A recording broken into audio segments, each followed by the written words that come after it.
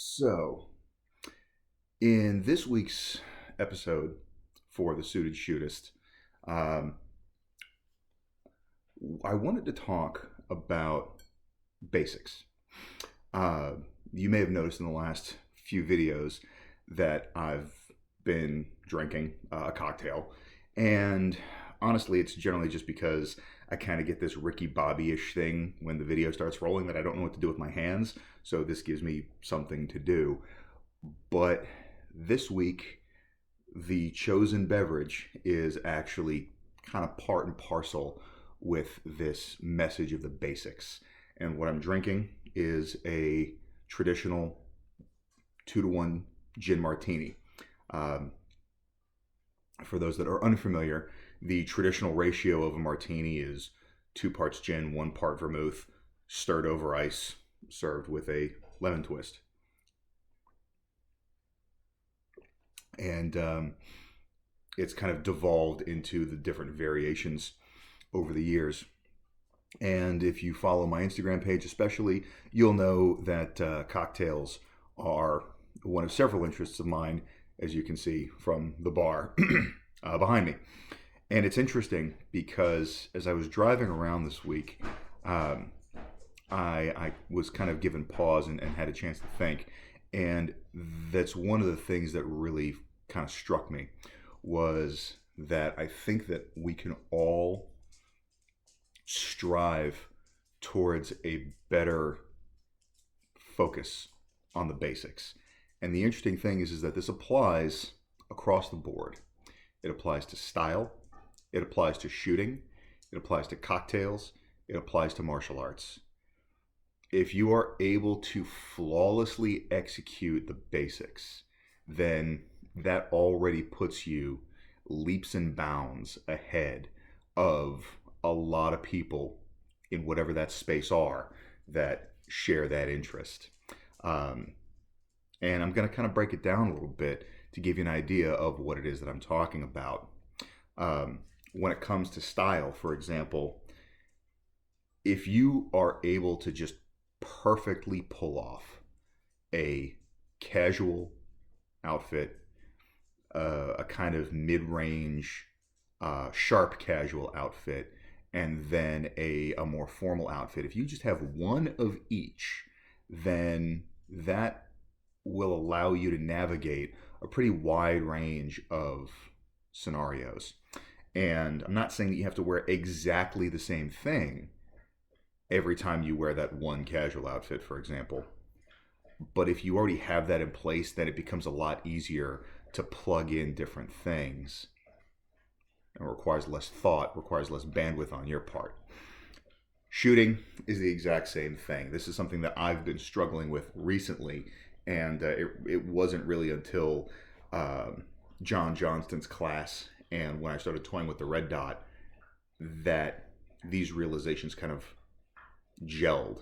But once you have a strong enough handle on your grip and your trigger control and your flash sight picture, once you're no longer having to actively think about those things, then all of a sudden everything gets a little easier because you're able to pay closer attention to what your target is doing. You're able to pay a little bit closer attention to what your sights are doing in recoil, and it just makes the whole process a lot easier. Cocktails are another great example. Even if you don't fancy yourself to be an amateur home bartender, wouldn't be a bad idea to just have 3 basic cocktails in your repertoire so that if you ever do find yourself entertaining, you're not having to whip your phone out to look up something like a martini, like a Manhattan, like an old fashioned. And with martial arts, again, a lot of this crosses in those same lines. I remember when I took Cecil Birch's immediate actions pugilism class, where he covers grappling and Brazilian Jiu-Jitsu, he mentioned, I believe it was a coach of his, that said that after 40 years, the coach had finally perfected his jab cross, which is arguably one of the simplest combinations in boxing. And what I've come to realize about all this is that if you have that mastery of the basics, what you've developed over the course of that mastery is an understanding of concepts instead of techniques. And that understanding of the basics then allows for a certain level of artful improvisation that can be interpreted as a much higher level of skill. But at the end of the day, all you're doing is you're running the same program with one different ingredient.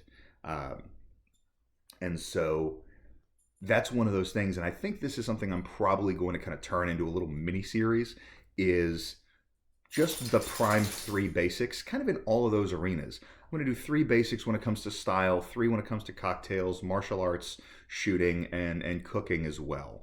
Because I think that if there's any desire to be well-rounded, what Craig Douglas calls multidisciplinary, that it's at least a good place to start. And it may not be the right 3 things for you personally, but it will at least contextualize it and give you a jumping off point, so that way you have a better idea of how you can personally move forward.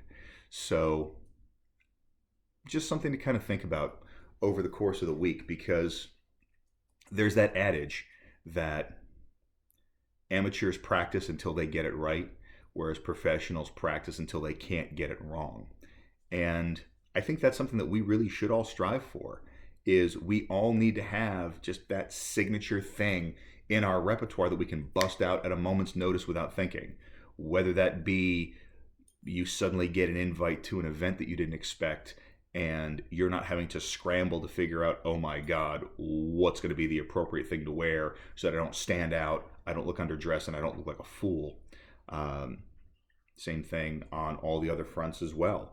You know, you've got different jiu-jitsu practitioners that have their preferred move, you know, whether they like heel hooks, they like kimuras, they like rear naked chokes, stuff like that, and they almost build the rest of their game around drawing somebody into that position.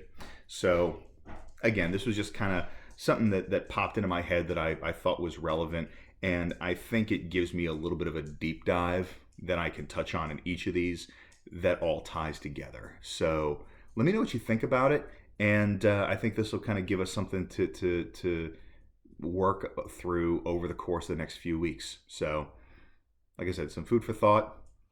Hope you found it useful, and have a great week. Cheers.